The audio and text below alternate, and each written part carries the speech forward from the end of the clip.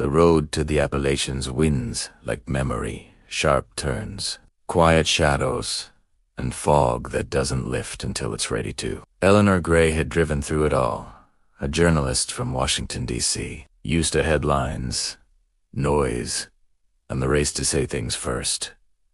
Now she was chasing something different. Silence, or maybe truth. Though out here, those too often looked the same. She'd come to write about forgotten traditions, the songs and stories of a town most maps barely remembered. A place called Wren Hollow. Population, maybe 300, maybe less. When she arrived, the air smelled like wood smoke and rain. The houses leaned on hillsides, like they were tired from holding on so long. Every porch had a rocking chair. Every face had a story it didn't offer ease. The local innkeeper, a thin woman with hands that looked like they'd needed bread for 50 years, gave her a room and one warning. Round here, people don't talk quick. They talk when they trust you. That night, Eleanor sat by the window, watching fog rise from the valley like it was alive. She opened her notebook and wrote her first line. Some stories don't come when you call them. You have to sit still and let them find you.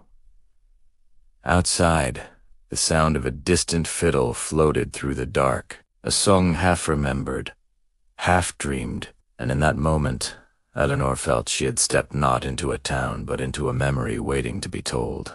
Days passed like slow. Rain. Eleanor walked the dirt roads, met the people whose faces carried entire novels behind their eyes. There was May Turner, who baked cornbread every morning for the church, but hadn't stepped inside in years. Thomas Finch, a widowed banjo player, whose music made even the mountains lean closer to listen. And Lydia Boone, a girl of 15, who collected old letters from attics. Because, as she said, words don't die if you keep reading them. Eleanor began helping Lydia organize the letters. Most were from the early 1900s, written by coal miners, mothers, soldiers, lovers who never made it home. Some were stained with tears, others with coal dust. One letter caught Eleanor's breath. It was dated 1912, addressed simply to my dearest E.M. The writer spoke of a hidden love, a union forbidden by family, and a promise sealed under an old oak by the river. The letter ended with, "If ever you doubt I'm with you, listen for the whippoorwill. That's where I'll be." Eleanor asked the townsfolk about it. Most shook their heads. Some turned away. Old stories, they said. Best left buried. But at night, she could hear it. A whippoorwill calling from the woods, soft, persistent, like a voice trying to finish a sentence left unfinished for a century. Something in her knew this was the story she'd come for. But the mountain never gives up its secrets without a cost. The deeper she dug, the stranger it became. The letters led her to abandoned cabins, overgrown cemeteries, and songs sung only by those who remembered who they were before the world moved on. Thomas Finch told her one evening by the fire, "Round here, stories ain't told, they're sung, and songs don't lie." He played an old tune, a haunting melody that matched the rhythm of the letters. When Eleanor asked where it came from, he said, "From a woman who wrote too much and loved too deep. She's the ghost that keeps this valley honest."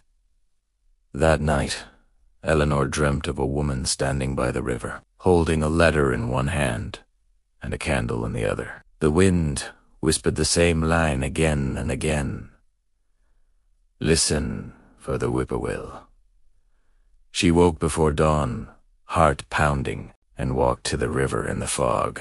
There, at the base of an ancient oak, she found a half-buried tin box. Inside, a stack of letters, tied with blue ribbon, the same handwriting, the same initials. E.N. They weren't just love letters. They were confessions, a record of two souls, one white, one black, who'd love to cross the lines of the 1900s South, in secret, in danger, in song. The last letter ended with, "If the world one day, remember Wasa, maybe the mountains will." And as the first light touched the ridge, Eleanor understood the story she'd come to write wasn't just about the past. It was about the people who still carried it. In their silence, in their songs, in their bones. By the time summer ended, Eleanor had written nothing for the paper. No draft, no article, only pages of notes that felt too alive to pin down. The townspeople had grown to trust her. May Turner began leaving warm bread by her door. Lydia Boone brought new letters every week, and Thomas Finch taught her to play that same old tune on his banjo slowly, like a prayer. One evening, the town gathered for a small festival, the first one they'd held in years. Music filled the hollow. Children danced barefoot on the grass, and Eleanor realized something. She hadn't just been collecting stories, she had become part of one.